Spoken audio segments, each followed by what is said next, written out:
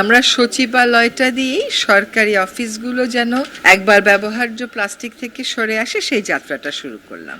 আমরা ক্যাবিনেট সচিবের সাথে অন্যান্য সচিবদেরকে নিয়ে মিটিং করেছি এবং সেখানে এই কথাটা বলা হয়েছে। কোন কোন বিষয় প্রাথমিকভাবে আমরা সচিবালয়ে আর আনবো না সেটাও বলা হয়েছে। তারপরে পরিবেশ এবং বন মন্ত্রণালয় থেকে এই যে ক্যান্টিনগুলো আছে সেখানে তাদের লোকদেরকে ডেকে বলে দেয়া হয়েছে। আবার একজন অতিরিক্ত সচিবকে প্রত্যেক মন্ত্রণালয়ে আমাদের এখান থেকে অতিরিক্ত সচিব গিয়ে বলে এসেছেন। এখন মন্ত্রণালয়ে বাইরে থেকেও অনেক ভিজিটাররা আসে, তাদের ক্ষেত্রেও আমরা আজকে গেট থেকে শুরু করেছি এবং তারা যদি কেউ পলিথিন শপিং ব্যাগ নিয়ে আসে আমরা বিকল্প একটা ব্যাগ দিয়ে দিচ্ছি। আজকে থেকে কিন্তু যাত্রাটা শুরু, এই নিষিদ্ধের যাত্রাটা শুরু। আমরা 31শে ডিসেম্বর পর্যন্ত নিয়মিত মনিটর করব।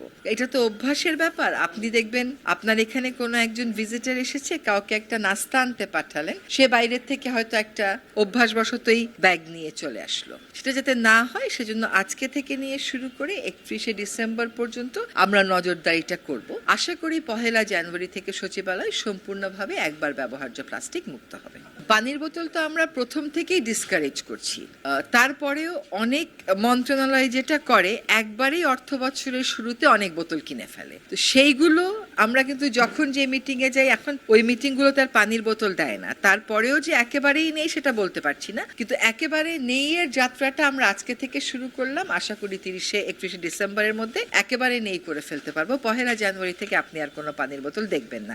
এখনো বেশিরভাগ মন্ত্রণালয়ে গেলেই আপনি আর এটা পাবেন না। ব্যবস্থা ঠিক না, এটা তো আসলে অভ্যাস পরিবর্তনের জন্য একটা মনিটরিং করছি। সিঙ্গেল ইউজ প্লাস্টিক তো বাংলাদেশে নিষিদ্ধ না, আমরা ডিসকারেজ করছি। আমরা যদি দেখি সরকারি লেভেলে আমরা সফল হতে পারি, আমাদের সরকারি লেভেলের আগেও কিন্তু বেশ কিছু বিশ্ববিদ্যালয়, বেশ কিছু দূতাবাস তাদের নিজের আঙ্গিনাকে সিঙ্গেল ইউজ প্লাস্টিক মুক্ত ঘোষণা করেছে। যেমন আপনি একটু আগে যে নর্ডিক দূতাবাসেরা আমাদের এখানে ছিল, তাদের কোনো দূতাবাসে আপনি আর সিঙ্গেল ইউজ প্লাস্টিক পাবেন না। তেমনি ভাবে আপনি যদি ব্র্যাক ইউনিভার্সিটিতে যান, তারা তাদের ক্যাম্পাসকে সিঙ্গেল ইউজ প্লাস্টিক মুক্ত ঘোষণা করেছে। ইডেন বিশ্ববিদ্যালয় তার ক্যাম্পাসকে মুক্ত ঘোষণা করেছে।